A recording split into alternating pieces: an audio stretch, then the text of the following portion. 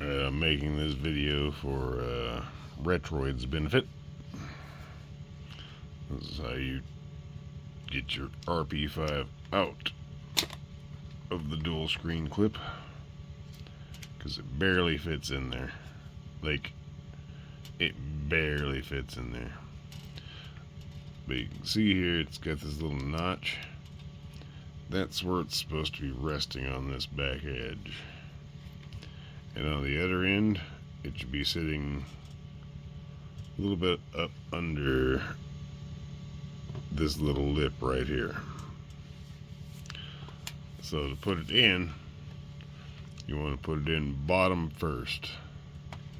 And you want to make sure you line up your USB-C port right where the plug's going to go. And then once you got it like that, you're going to grab it by the top here and press the spring with the device. And then once you've got it about in this position, you just kind of squeeze it from the back. And yeah, that's good and secure right where it is now.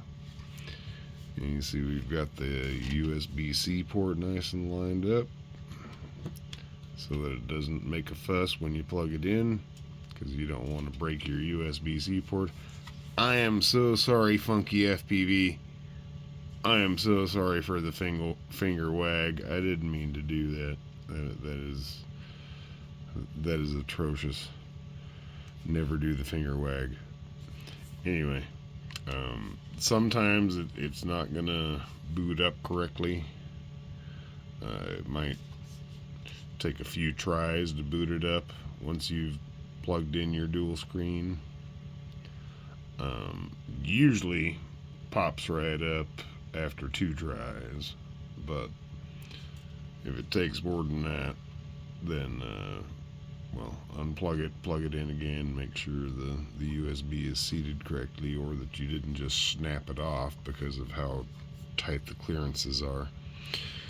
And then you gotta do this kind of thing. You gotta squish it around and make sure the screens are nice and lined up, because otherwise your dual screen games aren't gonna look good.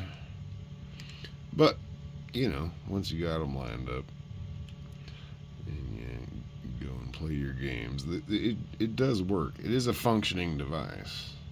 But again, another thing I've been talking about is, it took me a long time. I don't know what percentage I have here on the bar for my brightness down here on the bottom screen, and that does not apply to the top screen. The top screen uses these buttons to adjust the brightness, and that goes in notches up or down. So we'll put it at the 180-degree angle. So yeah, looking at it with my eyes and with the camera, they look pretty even.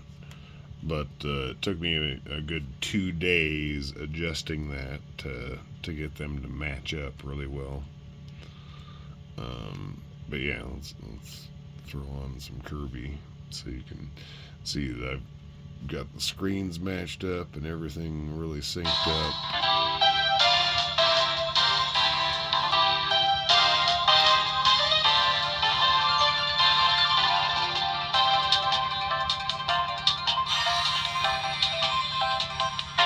Look at this gap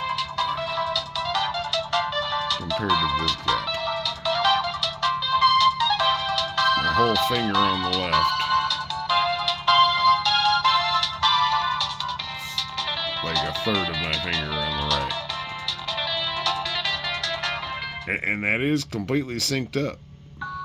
Like, is that just how the 3DS was? It was cockeyed to the right side? Like, I can tell you 100% the 4:3 aspect ratio is centered on the bottom screen. And the 16:9 aspect ratio is, of course, filling the entire top screen. So No, it's actually just the screen. There is a smaller bezel on the right than there is the left.